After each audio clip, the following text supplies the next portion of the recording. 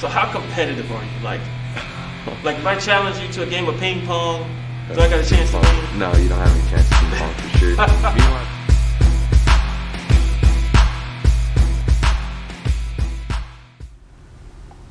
Hello everyone, welcome back to Borderlands Sports Report. I am joined here by Elijah Uribe from East Lake High School. Elijah, welcome to the show. thank you for having me.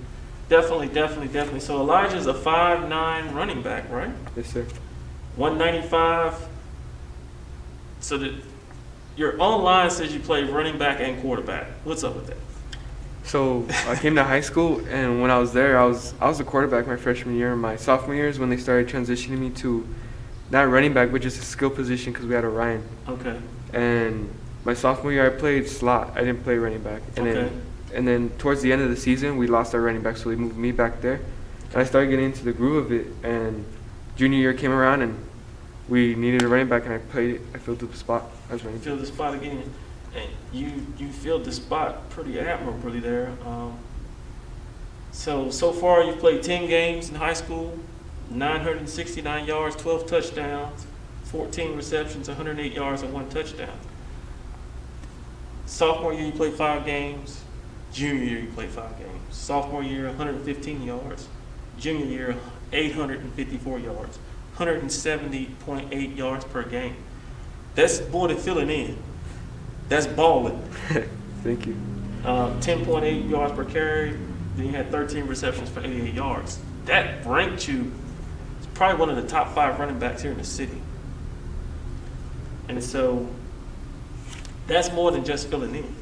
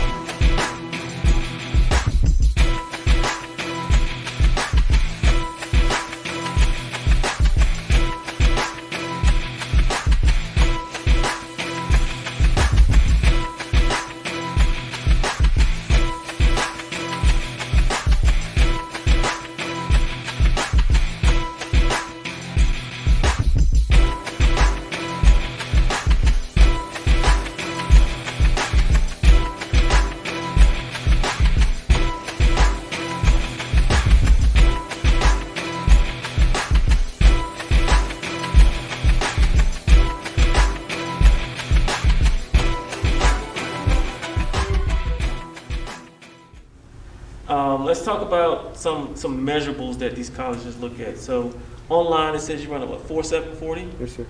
So what are we doing to get faster? I've been going with my trainer. Okay. He keeps us ready. He gives us a lot of drills with all the combine stuff, with the shuttle, the 40s, the vertical leaps. He trains us on all that. Okay. Bench 215. Yes, sir. 385 squat.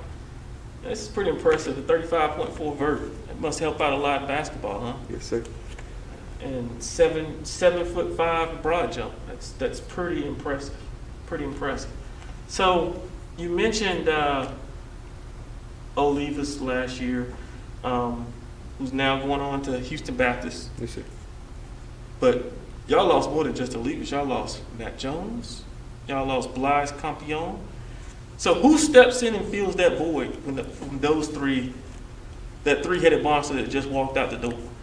Well, most of the guys that are on the team right now, we've been living in their shadows. We haven't had a chance to show themselves. So a lot of the guys are really wanting to fill in more than just those 3 spots. Everyone wants to be their own name, come out with their own things. So, but are you that leadership void that's going to fill that? I mean, that's a big void. That's a lot of yards. That's a lot of production that walked out the door. Even with your production, I mean, you produced last year, and so, but there's still a leadership role that's got to be filled. Are you that guy that's going to fill that role? And if so, how do you plan on doing that? Well, right now, I think I could lead my offense. We did lose a lot last year, but almost all of our line we've kept from last year, and we only lost 1 guy. Okay. And with the receivers coming in, those guys are working. They're really putting the work in to fill in the spots. And I think that I'll be able to lead this team next year. And that's huge. So finished up your junior year. How's the recruiting looking? I mean, I have no offers as of now, but I've been talking to a couple of coaches, and it's been going really well. Okay. So what if you had to say today, based off of where you're at right now, not where you're projecting yourself to be in 5-6 months, but right now, where do you think that you could go in and immediately contribute? What level is that? Well, I mean, I would love to say D1, but if I would be real, I think I could come in and contribute right away right now, as if a D2 school could take me in. Okay. No, and there's nothing wrong with that. That's being realistic and understanding the landscape and understanding what you bring to the table. But that also now, with the line and stand of knowing where you're at, it gives you something to work to. Yes, sir. And so I always say, if you don't know where you're starting from, then how can you get to where you want to be? Exactly. And so that's a good thing to understand that and know that. So let's just talk. So we talked the leadership piece. So how the grades looking? As of right now, I've had all A's since my sophomore year, and I've kept it like that consistently all through high school. So I'm pretty high up there. I think I'm ranked within the top 100 of my school with 500 more. Okay. So what's the GPA? What do your test scores look like? My weighted GPA right now is a 3.5, and I won't get a new one until my end of my junior year. Okay. And as the SAT, I'm supposed to take it within, I think, next month, but I haven't taken it yet. And the ACT, I plan on taking my senior year sometime. Good deal. So what are some of the things that, as you continue to, I guess, go down this path, like what are you looking for as far as when you make your decision for the school that you want to attend? Like, is it location? Is it academics? Like, what all is playing a factor in when you decide, okay, this is the school I'm going to, this is a fit for me as a student athlete? Well, I love sports and I love playing football, and if I can go to school for playing football and that can help me pay for my education, that would be great. But the main thing that I'm looking for is becoming a veterinarian. I really love animals, and I felt that's my passion, and that's where I want to be at. So if a school can offer me with a vet tech class or something close to that, that would really help like me in making my decision to go there. All right, so that's pretty cool. So do you have a preference of where you want to play as opposed to where you don't want to play? Like, you like cold weather, you like the beach, you like warm weather, like you want to stay close to home? Like, what are all of those things that you're looking at? In all honesty, I mean, I'm willing to play wherever I'm wanted. The weather and all that, it'll be a change, but nothing I wouldn't be able to handle. Okay. Yeah, living close to home would be great, but having to go across the country, I wouldn't mind that either.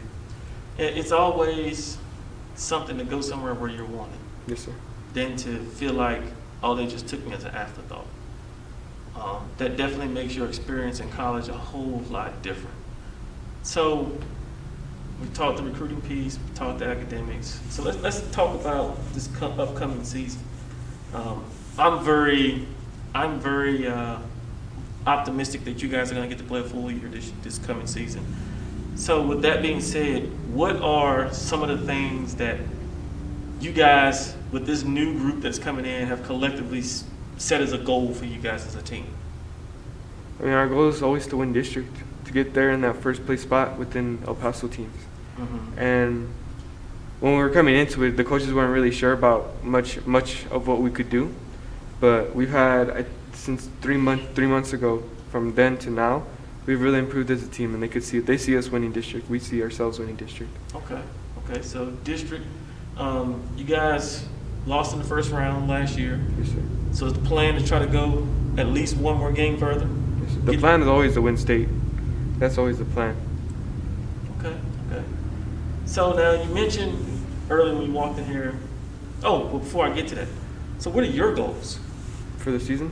Yeah. What are your goals as an individual player? I mean, having amazing stats is amazing and all, but really, I want us to be able to go far and win district. But me, I would really love to have a over 1,000-yard rushing season. I would love to be able to contribute enough to the point where my stats contribute to our wins, not just my stats and we're losing games. Yeah. I need us to be able to have my stats there, but we're still winning games and being able to compete at the high level. Definitely. And so, how has being I guess I'm going to say former quarterback, helped you as a running back? Like, how did that help you? It's helped me a lot, like being able to know where the hole fit or knowing the defense that they're in, that where we could fit the holes into. It really helps. Like, I'm playing running back, but I'm seeing it from a quarterback perspective, and it really helps me in that way. And that's huge, especially being able to sit back there and see and identify what defense they're in to pick those holes. Yes, sir. So what are some of the things? So you play more than just football. What other sports do you play? In high school, I played basketball, and I've been doing track and field all 4 years. Okay, so how's basketball? What position you play? Point guard? Shooting guard. Shooting guard. Okay. Did you start? No, sir, not last year. Not last year. Okay, that's fine. That's your second sport, right? Yes, sir. Or third. Track's my second. Okay, how'd you do in track this year? It went well. I've been on varsity track since my freshman year, but that's because I'm a disc. I've been doing that since I was young, and I've been really good at it. So I've been able to compete at the varsity level since my freshman year. And this year I missed regionals by one spot. They take the top 4, and I was 5. Okay. So the plan next year is to get there. Something to work for. Yes, sir. Definitely. So I mean, one of the things that I like to tell student athletes is that you've got to be able to be more than just a football player or a basketball player or a baseball player. Like, playing multiple sports in high school is actually a good thing for you. It helps with your athleticism. A lot of those skill sets from one sport transfer over to the next. Like, I'm sure that a lot of stuff that you do in basketball helps you on the football field, especially when you start talking about reading and reacting. In addition to seeing the game from a quarterback standpoint, you're seeing the game from a shooting guard standpoint as well. And so you're able to adjust when defenses do something. It's like your anticipation level is increased because of that. Because it's the same. I look at running back as the same as when you have the basketball, right? They don't know which direction I'm going. They can only guess. And so being able to take that approach when you run the ball and saying, okay, he's really at the mercy of what I want to do. He's guessing. So if I can get him to guess wrong with a juke or a fake, I'm gone.